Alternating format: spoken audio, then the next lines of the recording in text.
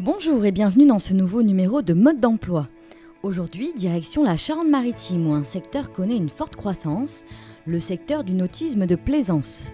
Les entreprises de la région proposent de nombreux emplois. Problème, la difficulté de recruter du personnel qualifié. Chez ce fabricant de catamarans, 150 postes sont à pourvoir.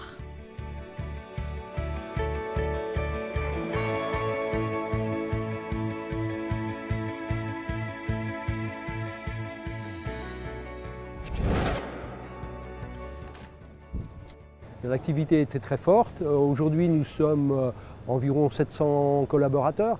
L'année dernière, nous étions à peine 600 et il y a 2 ans, à peine 500. Donc, une très forte progression. Nous avons recruté 120 contrats à durée indéterminée. Voilà. Et donc, les métiers, nous avons plusieurs métiers en tension, que sont les opérateurs en matériaux composites, les menuisiers, les accastilleurs et les autres métiers, je dirais aussi, sont en tension, mais un petit peu moins. C'est là où est la difficulté, puisqu'aujourd'hui, nous n'avons pas suffisamment de personnes formées dans ces domaines. C'est pour cela que, je dirais, la grosse activité du service des ressources humaines, c'est de former pour pouvoir intégrer des personnes sur ces métiers-là. Ça fait 30 ans que j'ai commencé comme intérimaire. Je venais du bâtiment, électricien bâtiment. Le métier m'a plu. Alors j'étais moi au composite. C'est pour ça que je suis, on va dire, entre guillemets, chef d'atelier composite.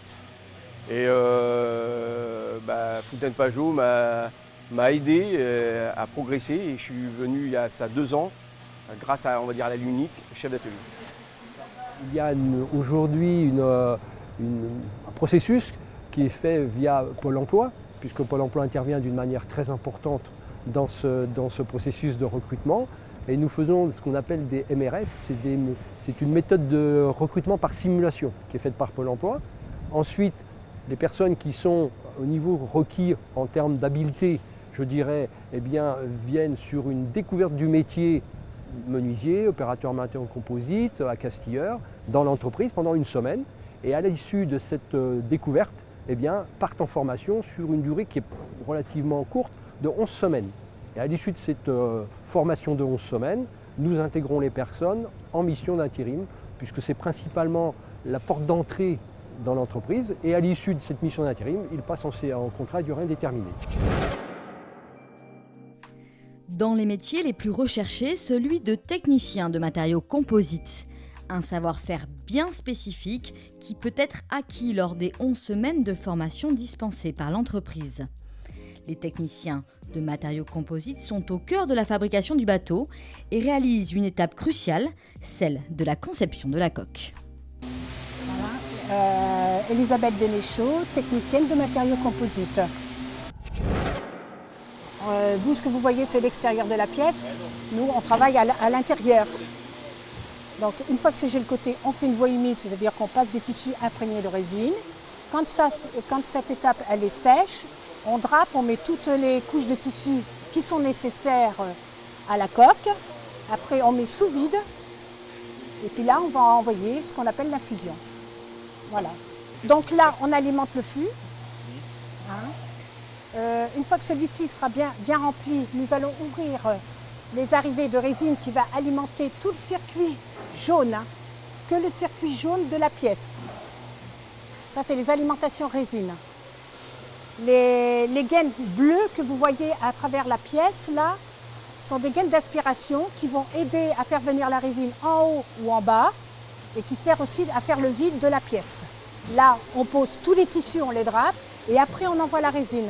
Mais il faut que ça se fasse sous vide, en dépression. Ça. Une fois que tout est infusé, là le résultat. Et si la direction des ressources humaines a du mal à suivre les carnets de commandes, c'est que cette entreprise connaît une croissance de 34% par an. Les raisons de ce succès, un Made in France très prisé par la clientèle étrangère. Nicolas Gardy, directeur général Fontaine Pajot. Nous concevons, nous fabriquons, nous vendons des catamarans de croisière à voile et à moteur, les 2 gammes. Aujourd'hui, on a une bonne dizaine de modèles différents. On s'adresse à la fois à une clientèle de loueurs et une clientèle de particuliers. Et on vend à peu près 9 bateaux sur 10 à l'étranger. C'est aussi une spécificité du chantier, c'est qu'on exporte et on internationalise très fortement nos ventes. Que ce soit nos confrères vendéens,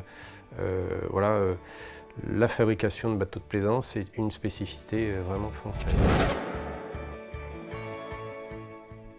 La région Nouvelle-Aquitaine totalise 17% du nautisme en France, soit plus de 6 000 emplois.